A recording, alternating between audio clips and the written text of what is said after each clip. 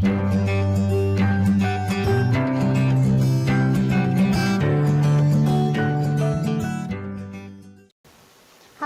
kembali lagi bersama saya Yudanti.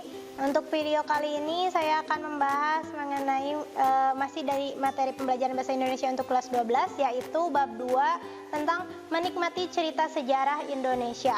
Nah, yang akan kita bahas yaitu yang pertama ada pengertian dan ciri-ciri dalam cerita atau novel sejarah. Kemudian yang kedua ada informasi penting dalam cerita atau novel sejarah. Kemudian ada nilai-nilai dalam cerita atau novel sejarah, ada kebahasaan dan cerita dari novel sejarah, dan menulis cerita atau novel sejarah secara pribadi. Yang pertama mengenai pengertian dan ciri-ciri cerita dan novel sejarah.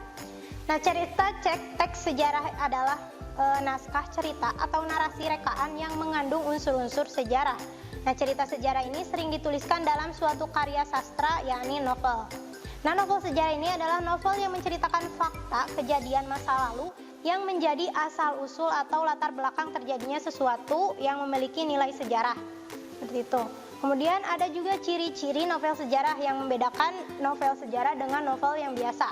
Yang pertama itu berlatar waktu dan tempat pada masa lalu.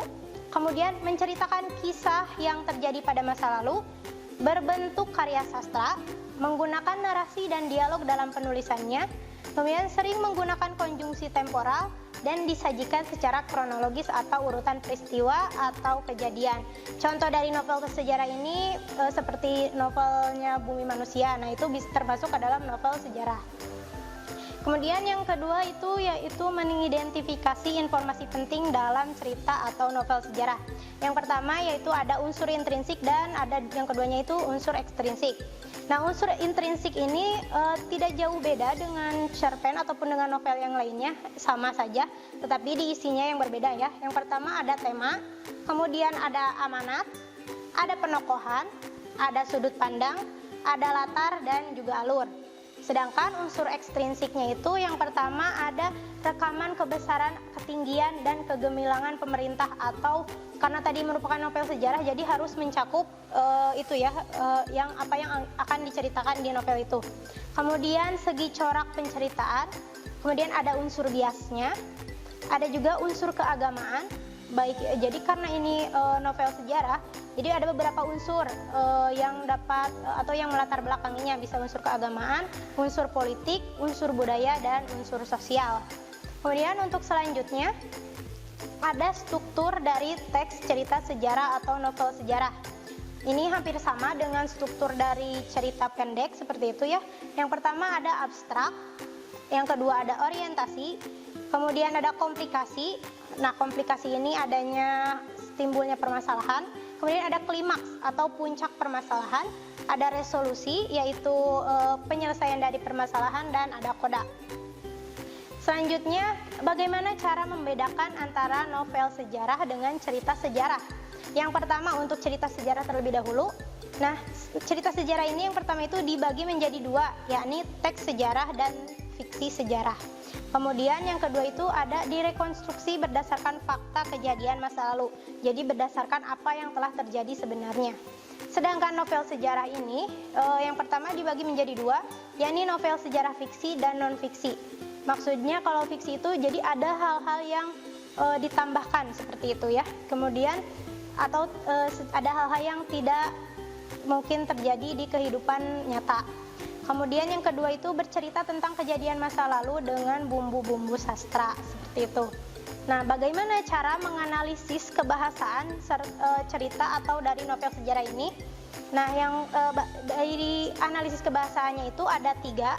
Yang pertama, bahasa novel sejarah itu menggunakan verba aksi atau verba yang adanya tindakan yang dilakukan ya, seperti itu, atau kata kerja. Kemudian menggunakan keterangan, baik itu keterangan tempat, waktu, ataupun yang lainnya. Kemudian menggunakan banyak dialog, karena ini merupakan sebuah novel, jadi harus adanya dialog yang digunakan. Kemudian menggunakan kata-kata sifat, seperti itu. Nah, ada juga bahasa kiasnya, yaitu ada makna simbolik dan ada juga ungkapan. Dan yang ketiganya itu ada majas, ada beberapa jenis majas di sini, bisa ada majas perbandingan, ada majas sindiran, ada majas penegasan, dan majas pertentangan.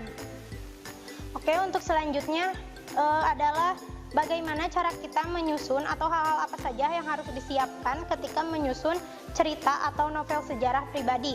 Yang pertama yaitu kita harus menggali informasi mengenai suatu peristiwa sejarah.